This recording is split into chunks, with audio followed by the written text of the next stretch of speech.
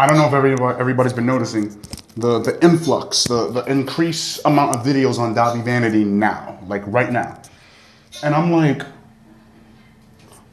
where were you nasty mouths 7 years ago?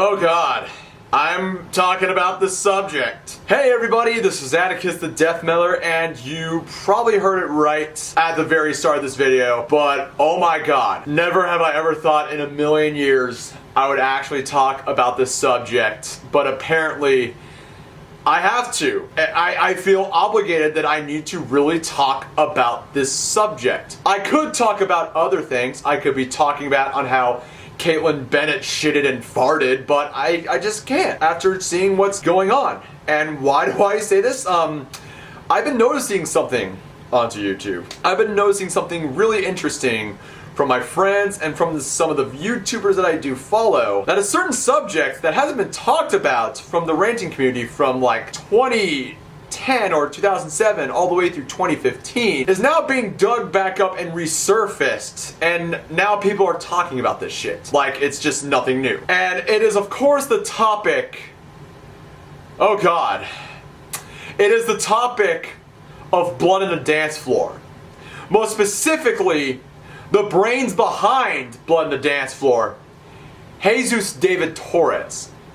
But all of you know him best as Dahvie Vanity. Oh yes, it is gonna be that video. I am talking about Dahvie Vanity. But this video, I will assure you, this video is not gonna be shit that Creepshow Art, Repzilla, and Pastel Bell regurgitated. And speaking of Pastel Bell, I did comment on her recent video onto Dahvie Vanity, telling her that, yeah, I know all about this stuff, and if she wanted some questions, like, you know, DM me on Instagram. So yeah, like, that's going on. And let me just really say this before any of you guys make any jumps to conclusions or any sort of circumstances. I am not just, you know, dick riding onto Pastel Bell just to gain more fame. Basically, these are people that are just now jumping onto this bandwagon for some reason that has been dug up, and they're getting a lot of people following onto this stuff. But the rabbit hole just goes a lot deeper. A lot deeper, because, I mean, to all the old-time viewers off of this channel, or who follow most specifically people like Jen Riella, Nate Talks to You, and Official GATG, and Blue Mages, these guys have been talking about this subject of Dahvie Vanity like for fucking years, with so much evidence, all this shit onto Dahvie Vanity, and yet a lot of people, like, I will get into later about this, but I just really see that most of these YouTubers that are talking about Dahvie Vanity as of right now, in the start of the new decade, are just doing it for money. Now, don't get me wrong, people like Pastel Bell are doing it with good intentions, spreading the word and stuff, but I'm pretty sure to people like Repzilla, he's doing it for the money. I mean, we've seen it with people like Joy Sparkle VS, for instance. So this is gonna be a lot of shit I'm going to unpack, so I basically have to dig up a lot of the shit that a lot of people are leaving out, and I'm going to be talking about this new term that I've coined up, and then I'll talk about onto the reason why a lot of people like myself stopped talking about the subject of Dahvie Vanity and Blood on the Dance Floor, because this is an odyssey of shit that I never thought I would ever talk about. So to get myself all prepared, I got my favorite high alcohol content, Polish beer combs.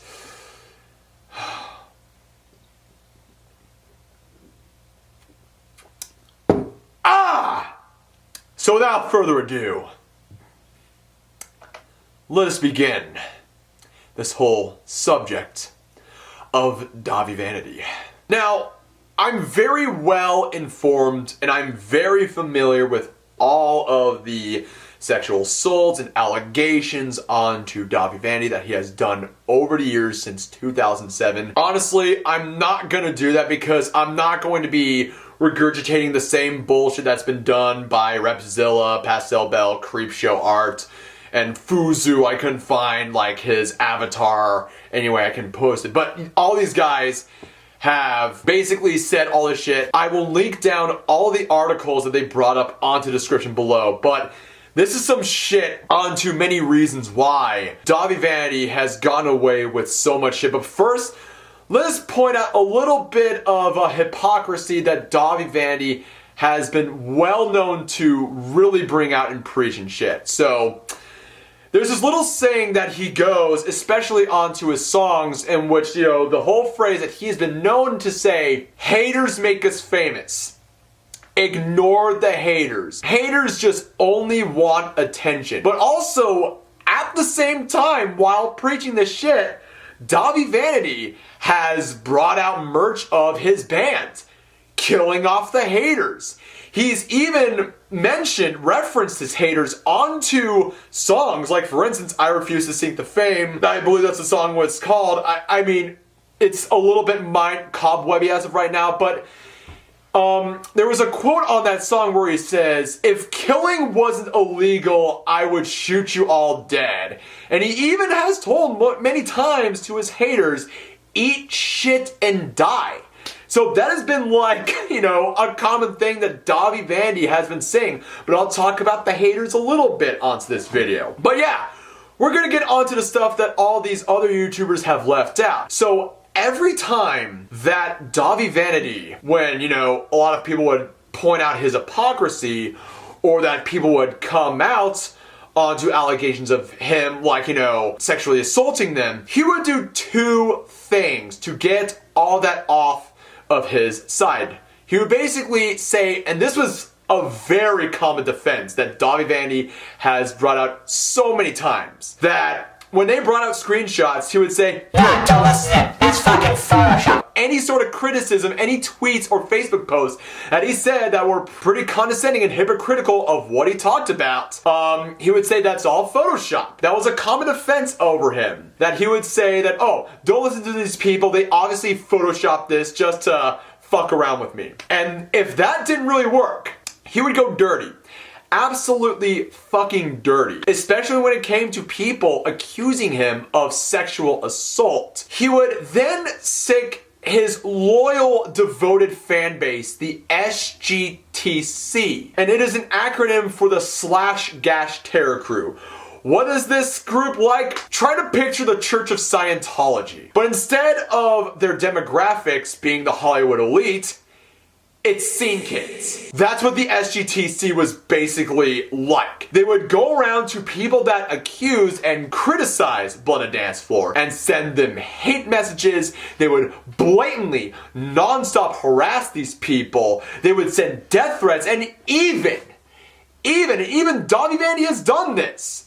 They would commit the ultimate cardinal sin of the internet: doxing. Oh yes, Dahvie Vanity has even leaked out Lady Nograti's personal cell number so that he would let the SGTC go after her ass to shut her up. Listen to me here, people. Really, we're gonna fucking come after you with pitchforks if you keep saying that Dahvie rapes you. And trust me, we will show you what rape is. I will shove the damn pitchfork up your ass and make it come out your mouth.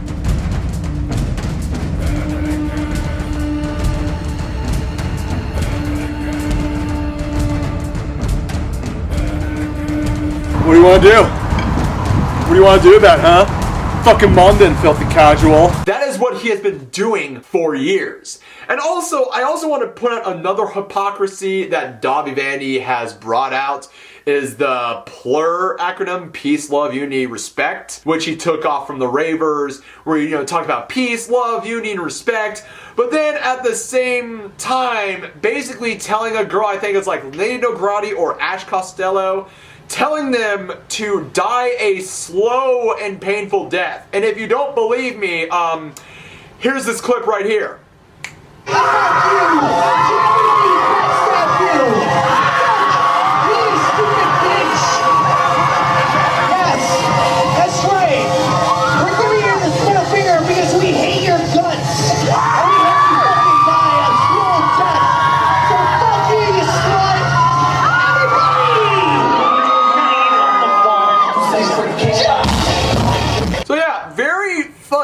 plur over there, Dahvie Vanity. Very fucking plur. And especially, you know, using your targeted demographic, your fan base, the SGTC, to go after people. And one thing about the SGTC that I completely forgot is that I mentioned the Church of Scientology.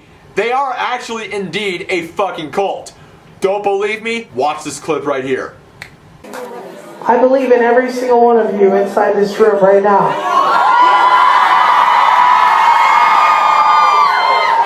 We are not a fan base. We are a cult. It's like more stuff I bring out. It's like digging back up a rabbit hole that I completely sealed off many years ago. It's fucking crazy. But there's also another thing that I really need to talk about when it comes to Dahvie Vanity. Dahvie Vanity of Blood and Dance Floor, you know, the band. Basically, their targeted demographics is, of course, you know, the scene kids that are ostracized over to society.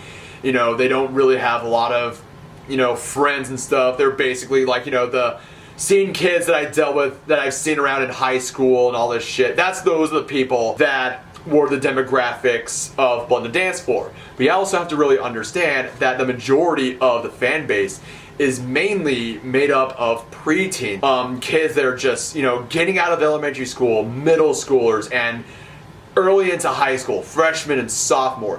That was Blood and Dance Floor's targeted age demographic. Now, why am I bringing this up? There has been, you know, footage of Dahvie Vanity showing off his ass to his very, very young minor audience onto some shows, in which I'm going to show this clip right here, but just so you guys know, I have to censor the ass because, like, let's face it, I mean, I've already had a strike onto my channel. I don't want to risk doing another strike. So I'm going to play it safe here, so here you guys go.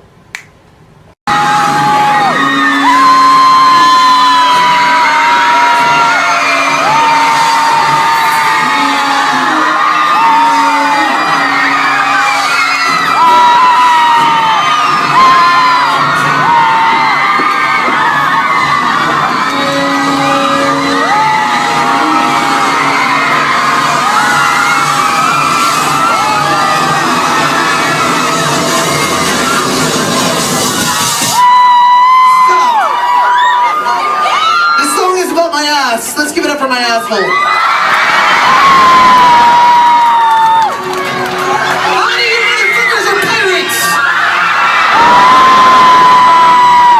It's a pirate's life for us, motherfuckers! None of this would be possible. So thank you. Yes! Oh my God. Yes! Give me your bras right now. Give me all your bras. I want them all. Give me your bras right now. I want your bras. You see this thing? Give them to me right the fuck now. Don't be a prude.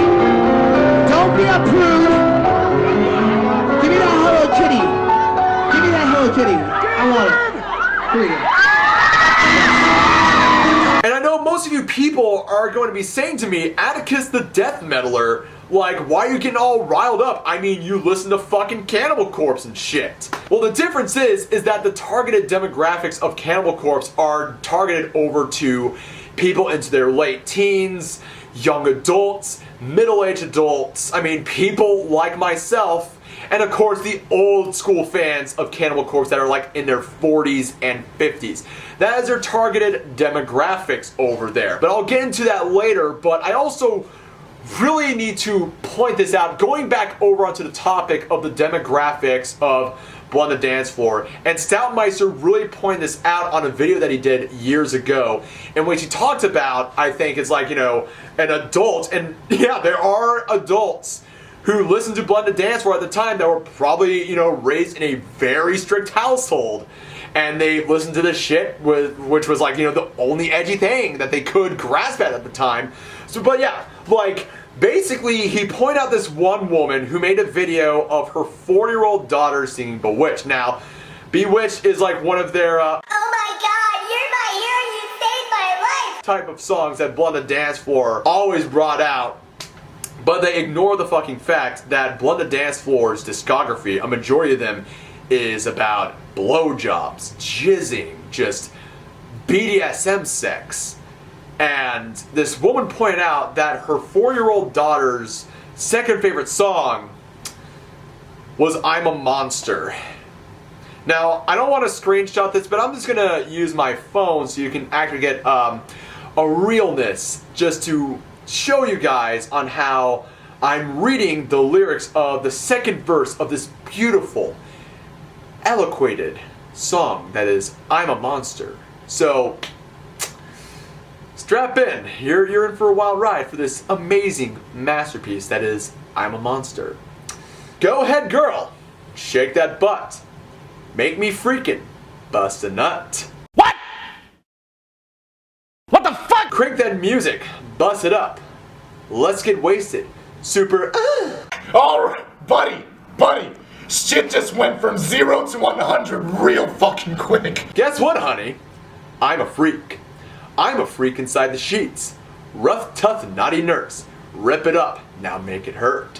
What the fuck? Don't stop. Get it. Don't last for hours, not for minutes.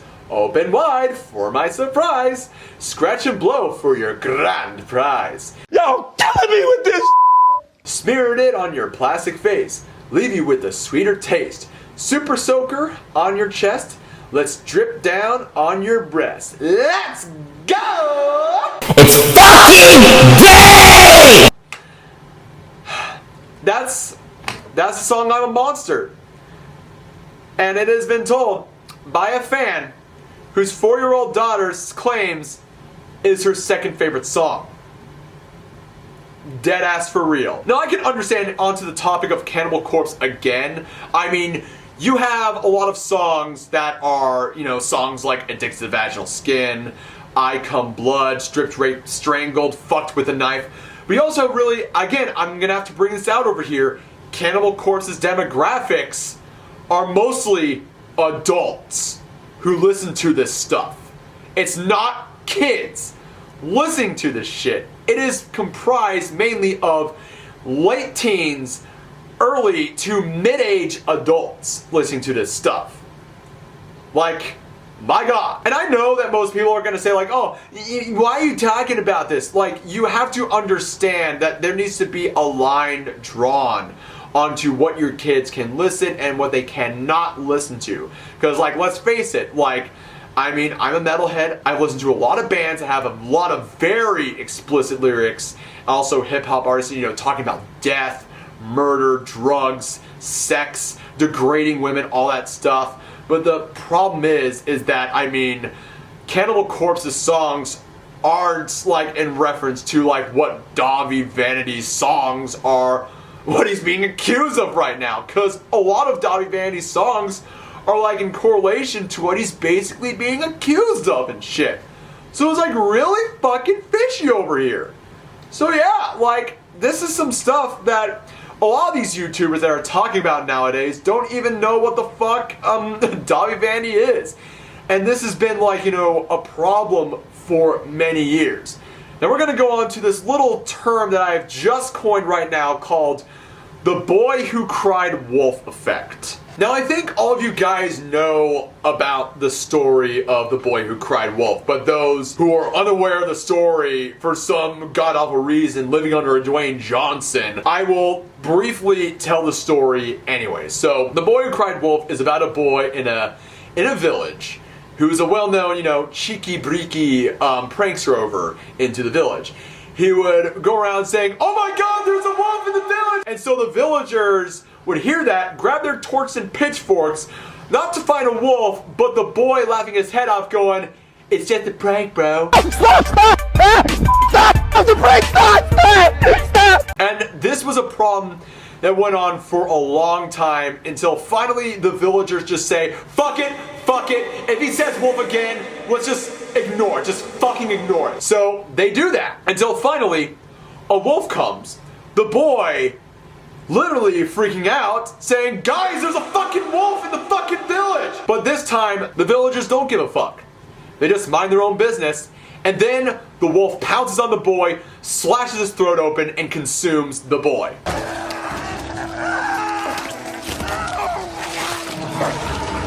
Henceforth, the boy who cried wolf. But what does this have to do with Dahvie Vanity and Blood on the Dance Floor? Well, let's just go back onto when I first became acquainted to the ranting community. Not in 2014, but around 2013, when I then discovered such channels who would then become my friends, Ranter and Shades, Official GATG, but I mostly looked up onto Official GATG's content onto Blood on the Dance Floor. And basically, he brought a lot of shit onto Blood on the Dance Floor. I knew about Blood on the Dance Floor back in 2010, and I didn't really think that much of them until I listened to one of their songs. And I unfortunately listened to the song Sexting, and I was like, okay, fucking stop. This is fucking horrible. And I mean, I will indeed say, I think all the old viewers, fans of the ranting community would definitely agree that Blood on the Dance Floor's music was fucking garbage. And it still is fucking garbage.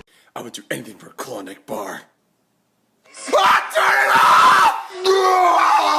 But then, around in 2013, I then saw the videos of Official GATG talking about on how Dahvie Vanity was a sick fucking creep and all the shit going on onto BOTDF shows and the blatant hypocrisy over it. And so I became very fucking invested onto it until, 2014 comes around. I made my big break onto my Elliot Roger video, became acquainted with the ranting community for the first time ever. Then I made a couple of videos, I think around 2014 and 2015. But I think like the first legit video onto Dahvie Vanity was this clip right over here. Again, the demographics over here.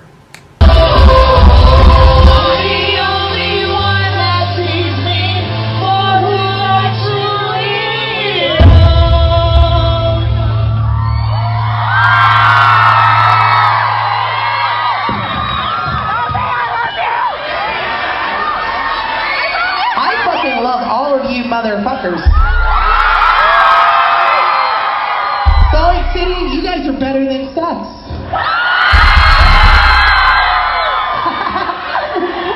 I want to just come on all your little titties tonight. And I want to suck on all your little peepees. This song is for everybody. You guys are better than sex. Let me rephrase that. You guys are better than sex. Yeah, totally non-creepy, totally non-pedophilic.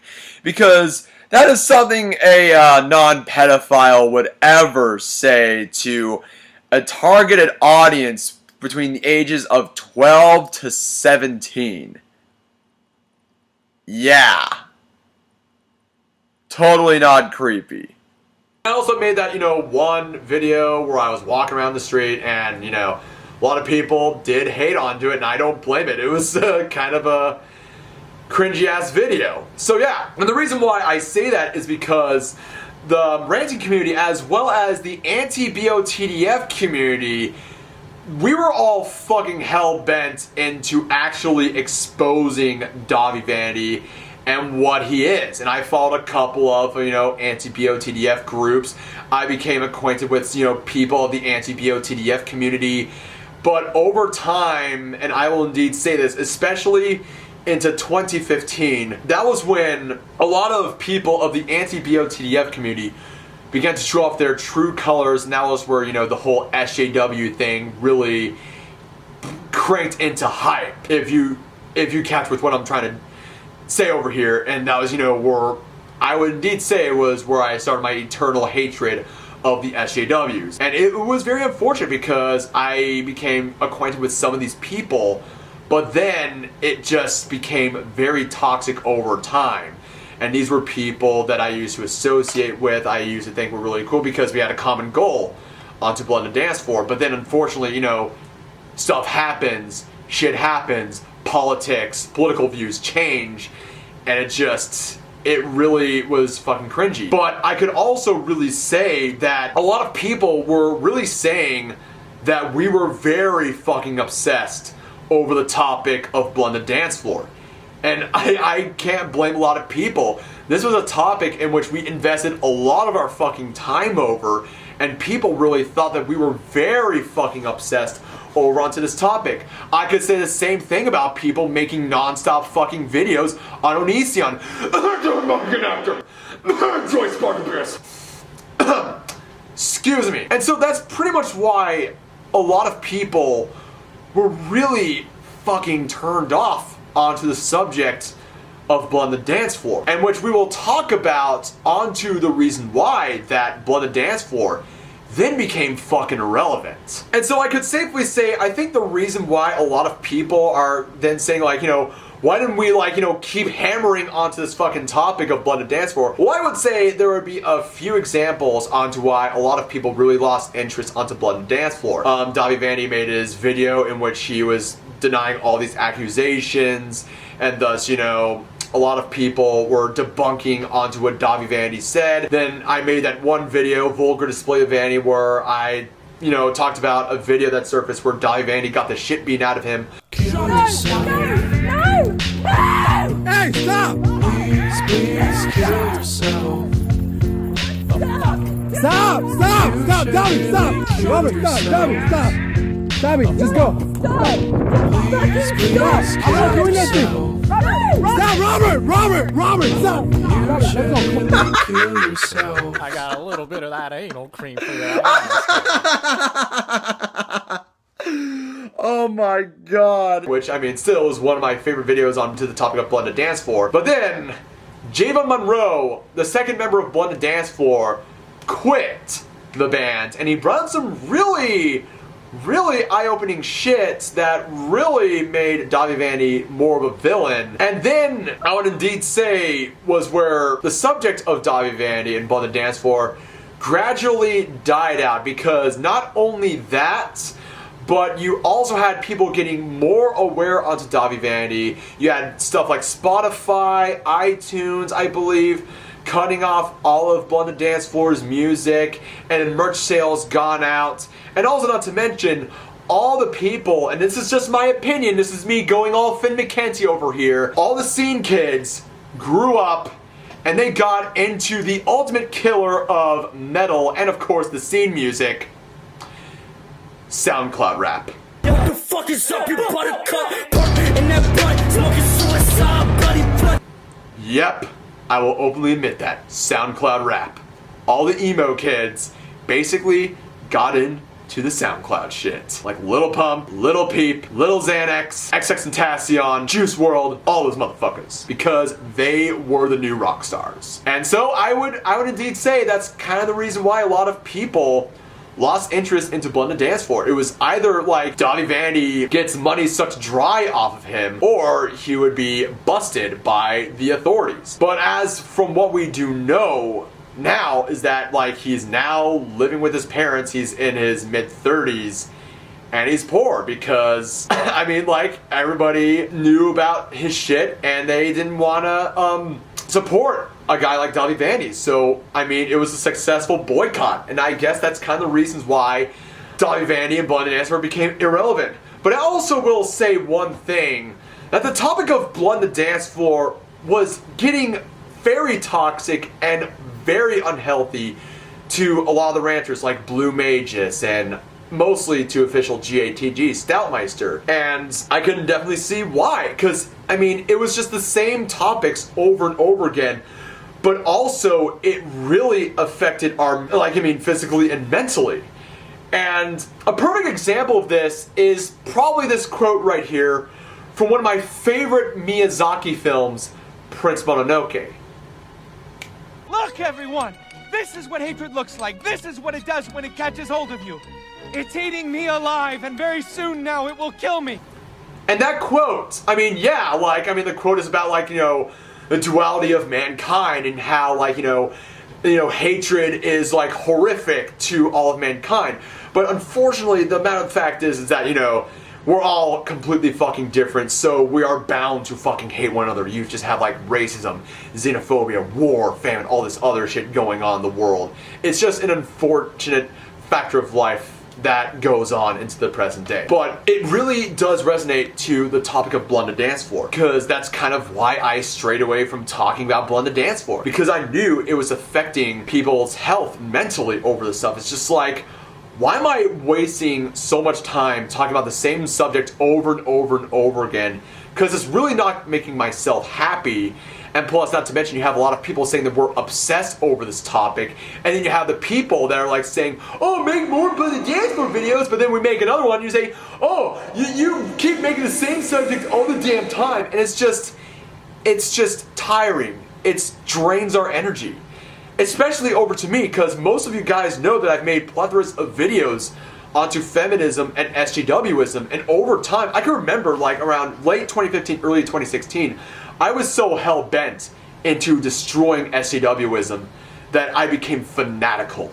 Overall in time, as I've grown, I realized, like, why the fuck should I make my channel onto calling out SJWs? And that is why I'm focusing more onto the death metal reviews, death metal cinemas, and the death metal historian. I'm focusing onto stuff that I actually do love. It doesn't mean that that I've never stopped talking about SJWs. I could talk about them here in a while, here and there. But, I mean, back then, it was just tiring. Very stressful. Especially into 2016. In which, a lot of, my friendships was being fragmented. But, I mean, we all survived it. And I could definitely see why a lot of people were really turned down onto the subject of Blood on the Dance Floor, because it was tiring. It was so fucking tiring. We all stopped because we all knew that somehow with, new music acts coming along, that Blood on the Dance Floor was gonna die anyway. And seeing the screenshot on how long that Blood on the Dance Floor has been around, Javon Monroe quit Blood on the Dance Floor, it's just like, my god. They were still making music, but they were completely fucking irrelevant. Very irrelevant. And to me, that was a win over there. But then you have all the allegations resurface, and this is where we're gonna go to our final thing right here. So, yeah, I don't want to hear all these new YouTubers talking about Dahvie Vanity. To be honest, I think they lost their Dahvie Vanity card. They lost that. They lost it. There's no reason why they should be talking about Dahvie Vanity now. They have brought nothing new to the table.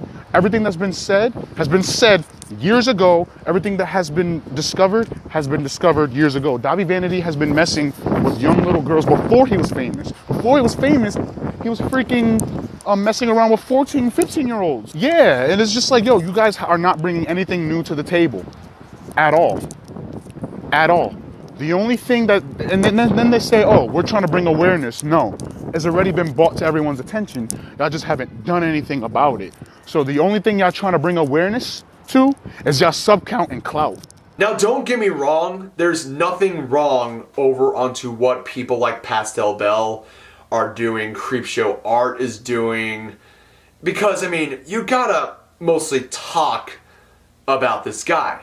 I still find it amazing that this guy is still free, but at the same time, it's kind of a win for me because this guy really is living with his parents and is very dirt poor and can't make a lot of music over the shit that he's been accused of. So, in many ways, that's a win for me. Again, people are not satisfied. They want the results of locking this motherfucker up. Yeah, that's kind of why I want to talk about this video. It's just a topic that, I mean, still to this day leaves a very sick feeling in my stomach just due to the aftermath of, us talking about this subject. Because, jeez, my god, just my fucking god.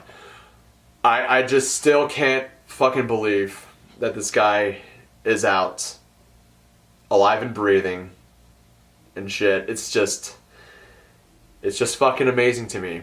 With all the shit that he's done and gotten away with, it's just fucking astounding.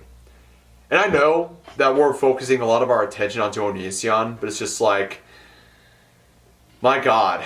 And like, again, I understand that people's heart's in the right mind, but you also have people that are literally digging this topic. And we've talked about And yet we were laughed on upon. And then they're making the subject mostly for money, for profit. You know, the people like Joy Sparkle BS. All those motherfuckers.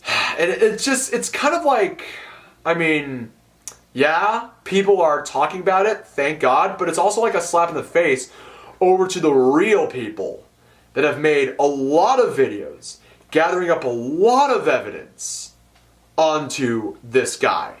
I just find it fucking amazing.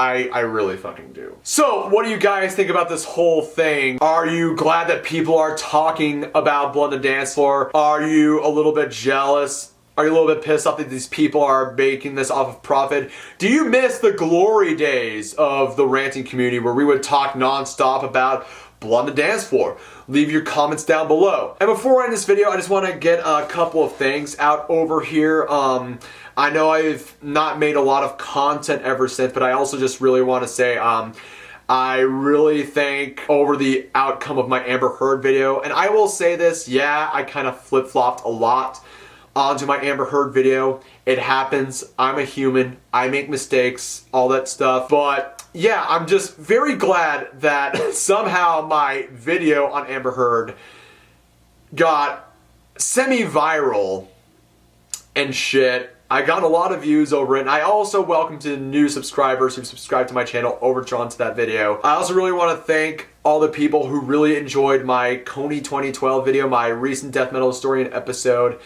I mostly have not been making content because I've been working non-stop, and also I was training for a 5K run that I did at February 29th down in Orlando with my older brother, and it was a lot of fun.